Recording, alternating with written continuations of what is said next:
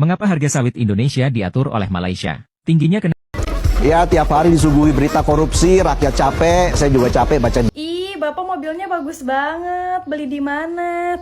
Sejumlah siswa di Jember, Jawa Timur bertaruh nyawa naik rakit.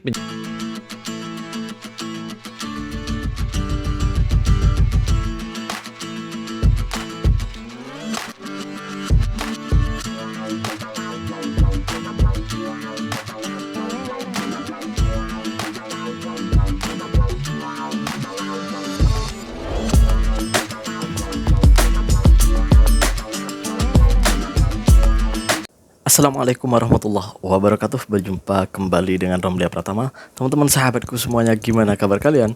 Mudah-mudahan kalian semuanya baik-baik saja beserta keluarganya di sana. Teman-teman sahabatku, buat kalian yang baru gabung, yang baru nonton video ini, silahkan di subscribe dulu, di like dan di komen guys. Buat teman-teman sahabatku yang udah mendukung support channel ini, terima kasih.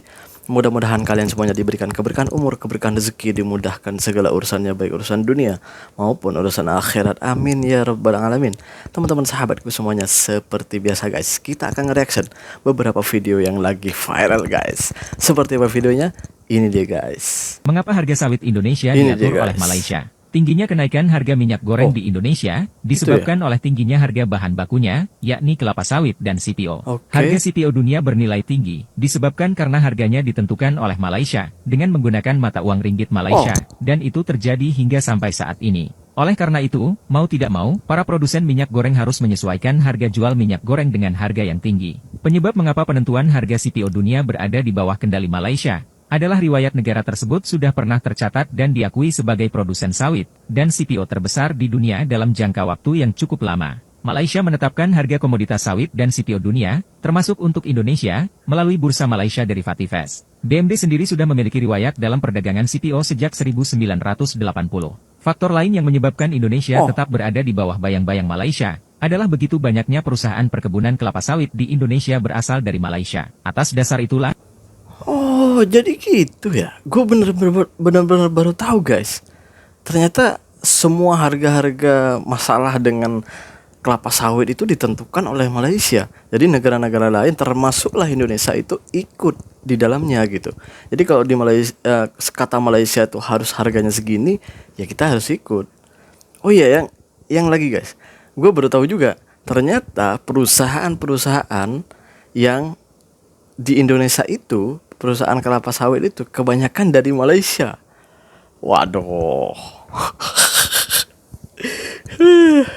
Berarti orang-orang di sana juga di tempat-tempat kelapa sawit di Indonesia itu juga bekerja sama orang Malaysia dong. Kan gitu ya?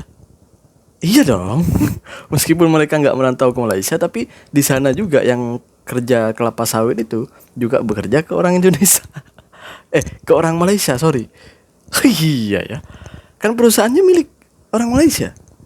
Ya. Ini gue baru tahu guys, bener. Gue baru tahu. Dikirain tuh emang negara yang mengelola di sana itu. Kirain gitu. Ternyata kebanyakan orang-orang Malaysia yang menguasainya gitu. Waduh. Tapi kok kayaknya apa ya? Orang-orang Malaysia ini relax aja ya, nggak pernah menyombongkan diri, malah kita yang sombong gitu ya. Aduh, kita berlanjut ke video yang selanjutnya. Ini deh guys. Ini dia Tiap hari disuguhi berita korupsi, rakyat capek, saya juga capek baca beritanya ya. Waduh. Mana biasa aja. Bahkan ini kabar yang terbaru, Presiden akan membangun penjara khusus koruptor di pulau terpencil. Oke. Moga-moga sipirnya nyuruh napi dengerin lagu Baby Shark 5 jam ya. Bareng Sharknya, biar kapok. Iya, bareng Sharknya, kan di pulau terpencil. Mau ngomong apa lagi, korupsi di mana-mana, tol megah tapi mau lewat ada syarat, lalu duit iklan bank BJB Raib. Sementara saya harus baca berita rakyat sengsara, koruptornya kayaknya chill aja. Sebagai rakyat kita cuma bisa berharap semoga keadilan bukan sekedar wacana kayak tulisan di belakang truk tuh. Aku janji nggak akan nakal lagi. Kalau aku nakal lagi, aku janji lagi. Waduh.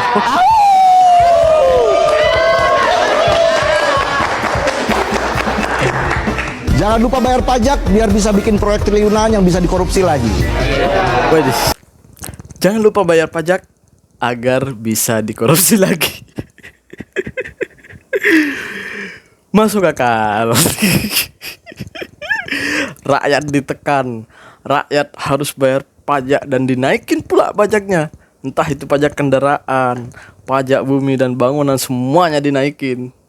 Agar mereka bisa membuat proyek triliunan dan bisa dikorupsi. Pemikiran cerdas, rakyat dibodohi.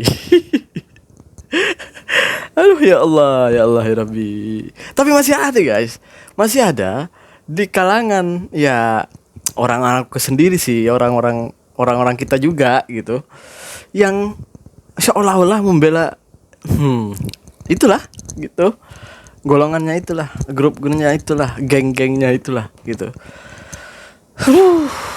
Masih aja cari kesalahan negara lain, seolah-olah kita ini yang paling mulus gitu gini gitu. Padahal guys, rakyat Indonesia sendiri itu ya rakyat Indonesia sendiri itu sekarang itu lagi sekarat gitu guys.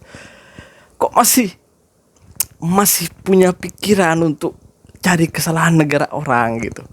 Kenapa nggak ikut bersuara untuk memperbaiki negara kita gitu, memperbaiki keadaan sendiri, keadaan yang sekarang terjadi gitu. Kasihan tuh rakyat kecil. Iya, aku tahu kau tak bingung untuk makan, tapi lihat saudaramu di sana. Banyak orang-orang itu yang bingung untuk makan. Mau gimana lagi guys? Ya itu memang sifat mereka. Ya kita hanya bisa menasehati, masuk, dipakai, didengerin, terserah. Nggak didengerin ya juga terserah, kan gitu guys. Yang penting kita menasehati, memberikan fakta, memberikan edukasi untuk mereka.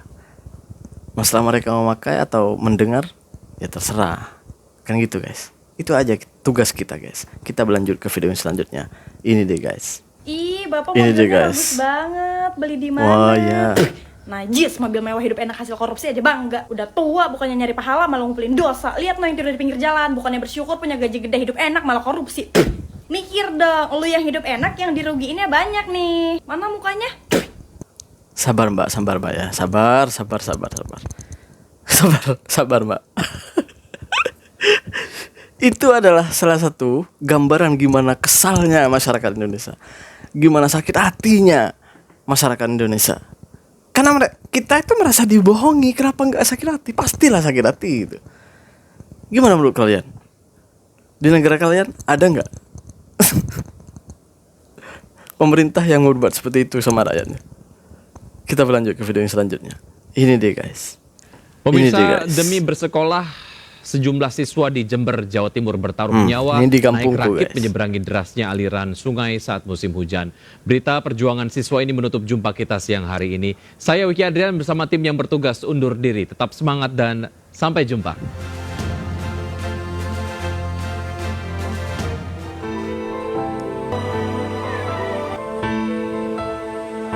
Setiap pagi sejumlah pelajar dari Desa Mulyorejo, Jember, Jawa Timur harus naik perahu yang ditarik 2 orang menuju ke seberang sungai demi bisa berangkat ke sekolah. Meski dihantui rasa was-was selama menyeberang sungai, namun para pelajar ini tidak ada pilihan lain karena tidak ada jembatan penyeberangan. Pasca video ini viral, bantuan dari berbagai pihak berdatangan. Warga kemudian membuat rakit penyeberangan lengkap dengan kawat seling untuk berpegangan saat menyeberangi sungai. Merasa takut nggak sih kalau nyebrang sungai pas waktu mau sekolah? Takut, soalnya naik apa? kalinya banjir saat hujan. Khawatir ya khawatir, tapi gimana? Nggak sekolah ya adanya besok. Gitu ya. Nggak sekolah. Perjuangan ini Bu ya. Gitu. Namun jika sungai meluap, rakit penyeberangan sederhana ini tidak bisa dipakai. Artinya murid-murid tidak bisa berangkat ke sekolah. Sejauh ini kami pihak sekolah memberikan kebijakan bila mana mereka itu tidak hadir ke sekolah karena kondisi seperti ini, jadi kami memaklumi. Namun dalam hal sisi lain kami juga memberikan tugas kepada mereka agar tidak ketinggalan. Kok masih ada gitu? Padahal ini udah bertahun-tahun, puluhan tahun malahan. bahkan ratusan tahun udah. Kok bisa dibiarkan seperti ini gitu? Mereka mau sekolah aja harus berjuang sendiri demi sekolah loh, demi sekolah. Bahkan kalau hujan dan banjir gitu, mereka nggak bisa sekolah. Ya karena nggak ada fasilitas, nggak ada infrastruktur yang memadai di sana. Ini di tempatku guys, di Jember. Kebetulan gua orang Jember guys. Jadi ya, masya Allah, seperti inilah keadaannya. Ya mudah-mudahan sekarang ini kan ada bupati baru, presiden baru, gubernur baru. Mudah-mudahan mereka ini bisa memberikan yang terbaik untuk terutamanya masyarakat Jember ya. Karena masih banyak ketinggalan, salah satu kabupaten yang ketinggalan banget gitu dalam infrastruktur maupun sekolah maupun apapun itu adalah Kabupaten Jember, tempatku guys. Itu banyak yang masih ketinggalan dan banyak belum merasakan infrastruktur jalan halus, aspal gitu. Masih banyak gitu guys. Gua di Pulau Jawa guys, bukan di luar Jawa ya. Ntar orang-orang di luar Jawa bilangnya gini, enaklah jadi orang yang ada di Pulau Jawa, jalannya gini. Salah kalian, coba datang kalian ke Pulau Jawa. Mari, gua ajak kalian jalan-jalan. Gimana keadaan Pulau Jawa sebenarnya? Bener guys, masih banyak guys. Jalan-jalan batu, jalan-jalan tanah itu masih banyak. Ya seperti ini contohnya lah gitu ya. Kalian bisa lihat sendiri. Ini di Jember, di Jawa Timur.